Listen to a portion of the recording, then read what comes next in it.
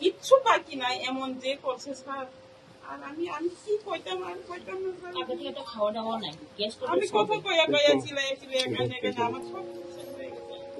আর ছবি করলে মারি লেবে বাইর করেন, শরীরে বাইর করেন, মারবো করে এমন যে চিলাইছে তারা আধা ঘন্টা মতন 20 মিনিট চিলাইছে তারা।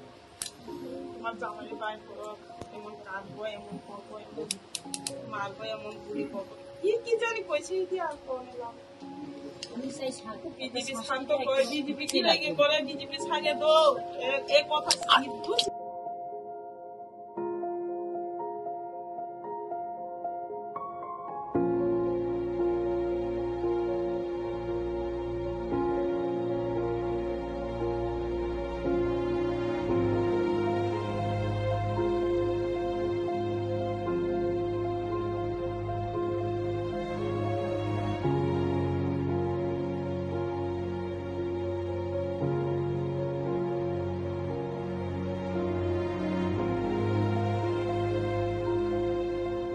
এখানে আপনারাও জানেন সবাই, সমস্ত ভারতবাসী ত্রিপুরাবাসী সবাই জানে, যেখানে কমিউনিস্টরা শাসন করেছে, সেটা ত্রিপুরাই হোক, ওয়েস্ট বেঙ্গলই হোক, কেরালাতেই হোক, সব জায়গার মধ্যে আমরা দেখেছি যে যেভাবে ওরা তৎকালীন সময়ে শাসন চালিয়েছে।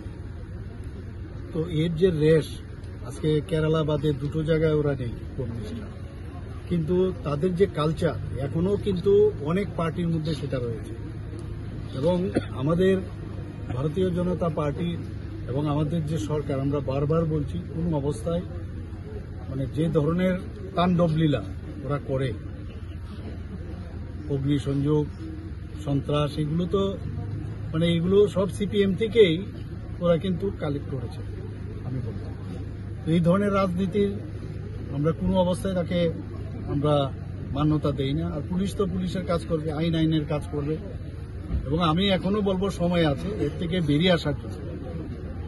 ওয়েস্ট বেঙ্গলে একই অবস্থা আপনারা দেখেছেন, কেরালাতে তো বলে লাভই নেই।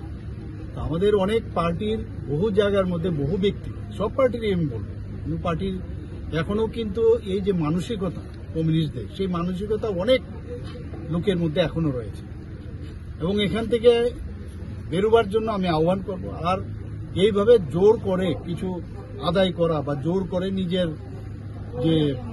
নিজেকে প্রতিষ্ঠিত করা, সেটা কিন্তু হবে না। মানুষ সেটাকে কোনো অবস্থায় অ্যাকসেপ্ট করে না।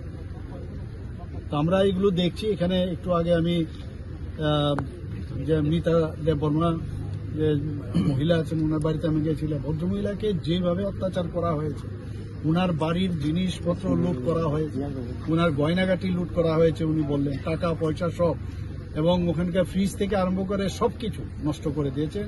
আমরা পার্টি অফিসে এর আগেও আপনারা দেখেছেন বারবার কিছুয়ালি পার্টি অফিস ভেঙে দেওয়া, আগুন জ্বালিয়ে দেওয়া, কোনো অবস্থায় এটা মানা যাবে না। এবং আগামী দিন এগুলোর জন্য যা যা করার আমরা